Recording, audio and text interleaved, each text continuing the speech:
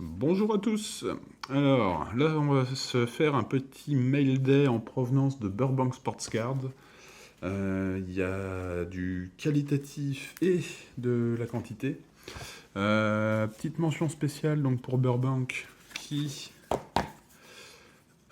protège très bien les cartes au niveau du packaging, hein. Donc on n'est pas sur du carton. Enfin si, j'avais du carton parce qu'il y avait plusieurs tas, donc ça de chaque côté. Dans du team bag, donc des cartes très protégées. Alors vu qu'il y a beaucoup de cartes, on va éviter de perdre du temps. Et on s'arrêtera que sur quelques-unes. Donc là, on est vraiment dans les années 90, hein, avec du parallèle, members only, donc assez régulièrement, notamment chez Tops, c'était un petit poinçonnage comme ça, spécifique. Ensuite, on a de la numérotée de chez Upper Deck. Toujours de la numérotée. Alors ça, c'est un gold et un rainbow. Alors l'aspect rainbow est pas trop visible, malheureusement. Si je... Ouais, normalement c'est un rainbow. Voilà. On a une tops qui sort un peu du lot des tops de l'époque, parce qu'elle est bien épaisse. Par contre, vraiment dommage, le centrage vertical laisse à désirer. Et sur le dos aussi, malheureusement. Alors là, on est sur du... Oups, numéroté également. Donc, du Fleer Tradition. Alors là, on va s'arrêter un petit peu sur celle-là. Donc on est sur du Fleer Showcase, qui était un petit peu une des collections haut de gamme de l'époque. Donc on a un fond pas mal travaillé sur Photoshop, avec le début de l'utilisation de 2 fois la même photo sur une face, hein. Panini, si tu nous écoutes, on sait que même ça, tu ne l'as pas inventé. Donc on a des dorures, on a surtout une carte avec du relief, hein. Vous pouvez voir au niveau des reflets là, autour du cadre. Et un dos pour le moins classique pour l'époque. Alors, Platinum. Alors, celle-là, elle est assez intéressante. C'est une recto verso, 2 joueurs. Donc là, c'est du Fleer Hot Shots. Un design assez sympa. Et numéroté. Je vais tâcher de me pencher sur cette collection-là. Le design me plaît vraiment. Hop.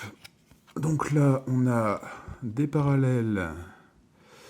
Donc en balcony ou club box, hein, qui sont numérotés également.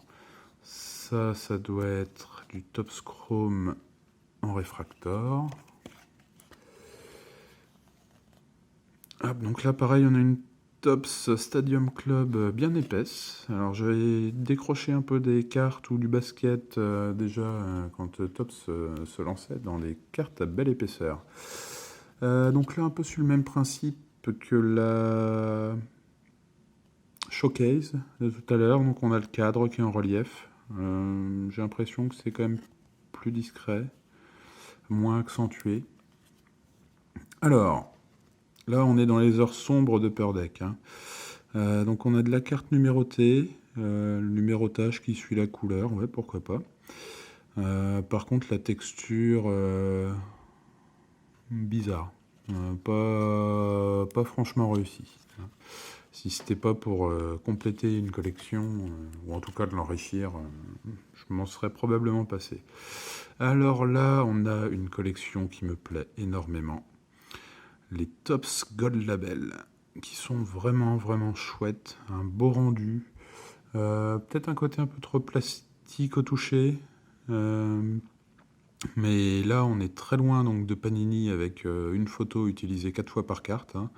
Là, rien que pour la face avant, on a 4 photos différentes utilisées. Bon, après, j'ai conscience que les droits d'utilisation des photos ne devaient pas être les mêmes à l'époque. Donc là, on a une Tops Chrome Refractor. Alors, hop, voilà. Alors là, hop, on a une Mystic Gold, qui est une collection assez sympa, pareil que j'avais un peu quitté le business avant. Et donc, je vous ai mis à côté donc une mystique base. Donc, faudrait que je vois, parce que là, on est vraiment sur du bleu et du vert, donc les couleurs de l'équipe. À voir si c'est la même chose sur les autres cartes de la collection, mais c'est un design assez sympa. Le côté gold rend bien, même si c'est pas quelque chose que j'affectionne particulièrement en temps normal. Donc là, on a vraiment quelque chose de sobre, voire austère, hein. Donc là, c'est du Fleer Legacy. Ouais. Alors, ça, c'est Fleer Futures en parallèle, copper, cuivre. Et donc là, on a de la Fleer Proeminence avec le Authority Basketball. Donc ça, c'est un parallèle numéroté également. Hop. Upper Deck, un petit peu d'Upper Deck. Alors là, de tête sur les bases, les lignes sont rouges et non bleues. Et ouais, on est sur du numéroté également. Et une petite Tops MVP Week 9.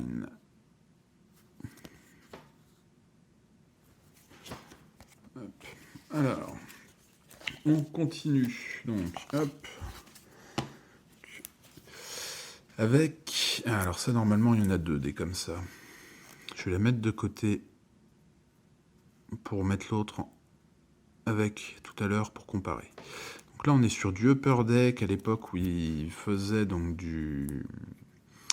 de l'acétate. Donc en fait, on arrive à voir un petit peu avec l'angle, c'est pas évident.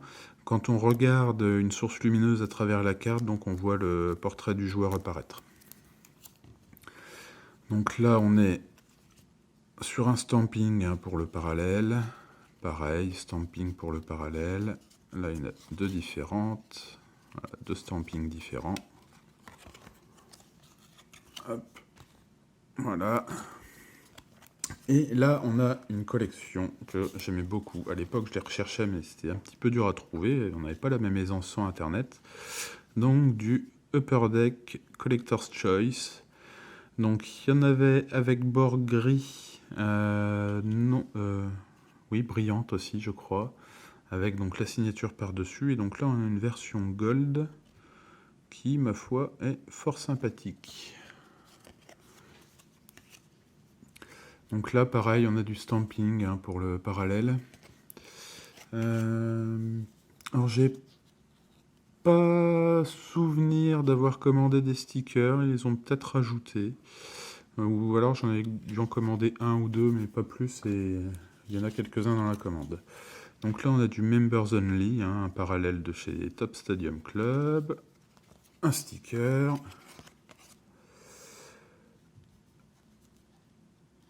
Là, c'est un parallèle avec le petit patch Slam Dunk en bas. Ah, voilà. Là, un parallèle Fleer Ultra Gold Medallion.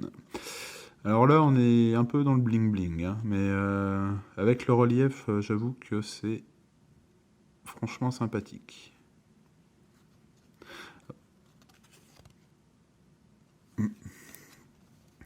Alors là, on est sur du parallèle stampé aussi. Là, la Special Edition de Upper Deck. Ouais, c'était pas très courant les cartes brillantes comme ça, shiny à l'époque. Donc là, on retrouve la même que tout à l'heure. Alors là, vous voyez, hop, voilà, si je mets, on voit bien la tête du joueur à travers. Et donc là, la différence avec l'autre que voici, c'est que c'est un parallèle die cut. Une forme, même si c'est un petit peu plus rectiligne, qui me fait bien penser au Elite, si je dis pas de bêtises, de cette année, avec les fonds rouges. Donc là, c'est la pellicule de protection hein, qui est rayée. Voilà, une die cut avec une forme assez intéressante. Ça commençait à se faire à cette époque-là, les die cuts. Et Upper Deck a pas mal géré certaines où le design de la carte prenait en compte la forme du cut après. Donc là, on est sur du Members Only en bleu, alors qu'il existe la même en rouge, et pareil pour les bases, si je ne dis pas de bêtises. Donc on était encore loin des 12 parallèles de chez Panini, mais il y avait quand même, commençait quand même à y avoir un peu de choix au niveau du parallèle. Donc là, on est sur une réfractor, même si mon éclairage me permet pas tant que ça d'en profiter, ou en tout cas d'en faire profiter à la caméra. Là, les Topps Finest, on va revenir dessus après, il y en a d'autres, me semble-t-il. Donc là, Members Only, le petit stamp, qui est toujours le même. Donc là, voilà, on a quelques Topps Finest, qui est un peu l'ancêtre, si je dis pas de bêtises, des Topps Chrome. Donc là, normalement, les 3 sont des réfractors. 2 et 3. Ouais, parce que j'ai déjà les bases, donc je ne les aurais pas commandés si c'était pas du réfractor. Alors après, ouais, là on voit un petit peu au niveau de la lumière qui se réfléchit dessus. Alors ça, hop, on est encore dans du sticker. J'ai du mal à trouver la base d'ailleurs de celle-là. Mais bon, pour le besoin de la vidéo, je ne vais pas vous raconter l'histoire, ça rallongerait de trop. Donc là, on a un First Day Issue en parallèle, donc un marquage stamping, même si c'est pas façon tampon, c'est juste une inscription textuelle. Donc là, on a des Jam Pack de Skybox Premium. Ouais, Skybox, c'est vraiment des cartes que j'adorais à l'époque et que j'adore encore aujourd'hui. Tout simplement parce que leur design est à la fois simple et propre, net et relativement riche par rapport à l'histoire de leur collection. Je ferai sûrement une vidéo dessus. Donc là, on est sur une réfractor, je pense. Ouais, réfractor. Hop. Alors, une petite Upper Deck Black Diamond. Donc là, on a la version 3 Diamond. Et il me manque la version 2 Diamant, que je devrais pas avoir excessivement de mal à trouver, sachant que là, en fait, la commande, je l'ai passée en fonction des cartes où ils avaient entre 1 et 5 exemplaires seulement en stock. Parce que j'ai déjà raté quelques cartes qu'ils avaient en peu d'exemplaires qui ne font plus partie du catalogue donc de Burbank Sports Card. Donc là, ça faisait quelques temps que je pensais passer une belle commande de ce côté-là. Et j'ai craqué. Alors là, voilà. Là, on est sur du Topps. C'était pas leur meilleure idée pour faire du parallèle, c'est d'avoir un filigranage comme ça, Members Only, qui franchement est pas terrible esthétiquement, on va dire. Donc là, on est sur un Player's Private Issue, un pareil, un parallèle avec un marquage. Donc là, c'est un lettrage, une petite numérotation à l'arrière. Voilà. Hop, alors là, on est sur du green. Alors là, c'est vraiment sympathique, un petit vernis sélectif assez épais pour faire un petit relief. Donc avec un fond de carte mat et le joueur en brillance. Ça casse pas de 3 pattes à un canard, mais à l'époque c'était novateur. Et on le voit d'ailleurs plus trop. C'est un petit peu dommage. Donc là, hop, on a une Topps Finest. Réfractor. Hop. Une Bowman's Best Réfractor également. Alors là, avec le fond jaune, ça va pas être évident de voir les nuances de couleur. Ouais, là, on voit un petit peu. Design assez sympa. De toute façon, les designs en biais comme ça, le biais, c'est très dynamique au niveau de la composition. Ça donne un peu une impression de mouvement, d'action. Même si le design est assez encombrant en termes de surface de la carte, c'est assez sympa. Alors là, on a Upper Deck, c'est pas du meilleur goût, c'est pas la plus belle façon de mettre en valeur les photos utilisées pour les cartes, c'est un petit peu dommage, mais il y a de l'idée. il y a de l'idée, ça se salue. Hop. Alors par contre, au niveau de la fabrication, on voit que la carte a pris un petit peu de courbe au fil des années. Donc là, on est sur une version Refractor, normalement. Oui, Refractor. Marqué en dessous du numéro. Alors là, c'est assez marrant. Ouais, c'est Fleer hein, qui faisait ça. Ils ont sorti une paire d'années, des collections vintage comme ça, avec un design très inspiré années 70, voire même 60. Alors là, hop, une Top Stadium Club All-Star. Donc ça, j'ai déjà la parallèle, donc ça, c'est la base qui va avec. Hop, celui-là, on l'a déjà vu. Alors, oui, ça, va falloir que je vérifie dans ma commande, parce que j'ai pas souvenir d'avoir commandé de cartes de football. Alors après, c'est peut-être un petit bonus de leur part. Je vais checker la commande pour voir s'ils auraient... Ah, une numérotée en plus. Je me demande si c'est pas parce qu'ils ont dû... Il y a 2 cartes qui faisaient partie de la commande qui ne retrouvaient plus ou qui n'avaient plus en stock, que leur stock était plus à jour. C'est peut-être une compensation, je sais pas. Donc là, on continue, on s'arrête pas. On est déjà à au moins 15 minutes. Donc là, une petite numérotée sur 100 de chez Upper Deck, collection MVP. Et là, on va commencer les choses sérieuses. Donc, avec un double jersey d'équipe, numéroté sur 1500. Est-ce que ça vaut le coup de numéroter quand il y a 1500 exemplaires? Je ne sais pas. Mais pourquoi pas. Hop. Et donc là, on va passer aux choses sérieuses. Donc toujours, hop, le petit carton de protection, cette fois-ci, de la taille des top loaders. Hein, donc niveau transport, vraiment, protection pour le transport. Bravo à Burbank Sports Card.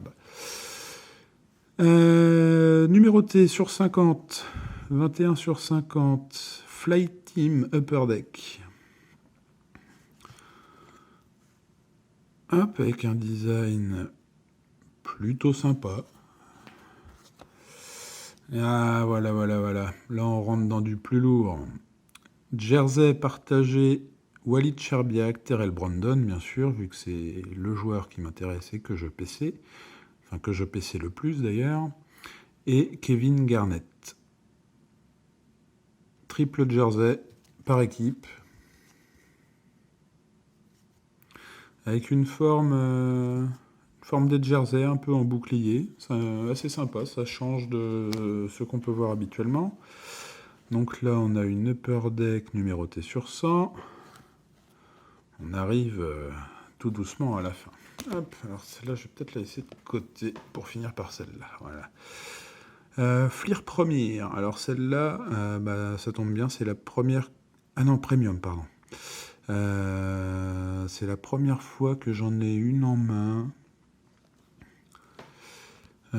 Design simple, assez direct, pas trop de fioritures. Par contre, le truc à noter, c'est le tour de carte coloré. Même si Panini le fait beaucoup maintenant, à l'époque, c'était pas excessivement courant. Et donc là, on a un double jersey authentique uniforme, Kevin Garnett, Terrell Brandon. Une belle petite pièce. Ouais. Et donc ouais, à l'époque, les jerseys, hein, pour ceux qui ont connu que Panini, hein, vu que les cartes étaient pas très épaisses et qu'ils jouaient pas trop avec l'épaisseur des cartes, on voit que le jersey donc déformait l'arrière de la carte. Mais que en surface, c'était bien plat. Et une de mes préférées, je dirais, au niveau du design. Donc c'est une Final Cut, si je ne dis pas de bêtises. Oui, Final Cut, ça se voit pas très bien sur la caméra. En Black Diamond, alors ça, j'en ai déjà 2. J'ai la régulière qui est pas die-cutée. Il y en a une Silver die-cutée, donc les Gold die-cut qui sont numérotées sur 100. Même si les die-cut, il faut toujours faire attention au coin, je trouve. Le design de la carte, le procédé utilisé pour la fabrication, hein, donner un peu les effets qu'on obtient avec les stries et tout. Vraiment, vraiment sympa. J'aime beaucoup cette collection. Si je m'en trouve quelques paquets, je craquerai peut-être, en fonction du prix, bien sûr. Donc voilà, c'est tout. Beaucoup de numérotés, beaucoup de parallèles, quelques jerseys. Et bah, je vais m'empresser de classer ça, de ranger ça bien au chaud dans les classeurs. Bonne journée!